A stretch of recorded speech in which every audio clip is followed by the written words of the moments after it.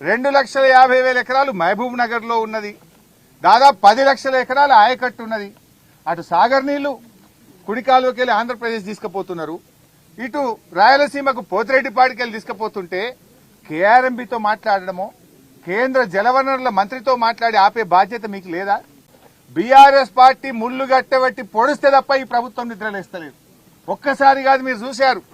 మొదటి KRMB meeting లోనే మన ప్రాజెక్టులన్నీ కూడా కేఆర్ఎంబీకి అప్పగిస్తూ ఆ రోజు ఒప్పుకొని వచ్చిండ్రు. వెంటనే మా నాయకుడు కేసీఆర్ స్పందించి 10 ఏళ్లు మేము అప్పజెప్పలేదు, సెక్షన్ 3 కింద కృష్ణా నదీ జలాల పంపిణీ అయ్యే వరకు ప్రాజెక్టులు ఇవ్వమని చెప్పినాం, నువ్వు ఎట్లా ఇస్తావు అని కేసీఆర్ గర్జిస్తే అప్పుడు మేల్కొని అసెంబ్లీ పెట్టి లేలే మేము ప్రాజెక్టులు ఇవ్వం, మేము వాపస్ తీసుకుంటున్నాము అని అసెంబ్లీలో ఏకగ్రీవ తీర్మానం చేసిండ్రు. ఎప్పుడు కేసీఆర్ గర్జిస్తే మీరు తీర్మానం చేసిండ్రు. రెండవది, చంద్రబాబు నాయుడు గారు గోదావరి నీళ్లను ఆంధ్రాకు తీసుకుపోయే ప్రయత్నం చేస్తా ఉన్నాడు. ఆయన గోదావరి బంకచెర్ల లింకు పెట్టి 150 టీఎంసీల రిజర్వాయర్ కట్టి ఉన్న గోదావరి నీళ్లను కూడా ఆంధ్రా తీసుకుపోతుంటే కూడా ఈ ప్రభుత్వం నిద్రపోయింది.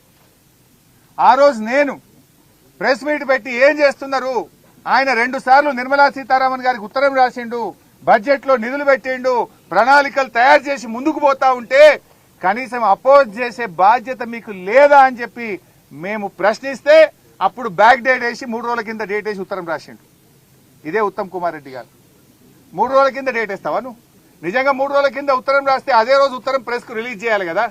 నేను ప్రెస్ మీట్ పెట్టినాక 2 గంటలకు ఆదరబాదరగా ప్రెస్ మీట్ పెట్టి బ్యాక్ డేట్ వేసి లేలే ఈ ప్రాజెక్ట్ ని మేము అపోజ్ చేస్తున్నామని అప్పుడు ఉత్తరం రాసిండు ఈ ఉత్తమ్ కుమార్ రెడ్డి.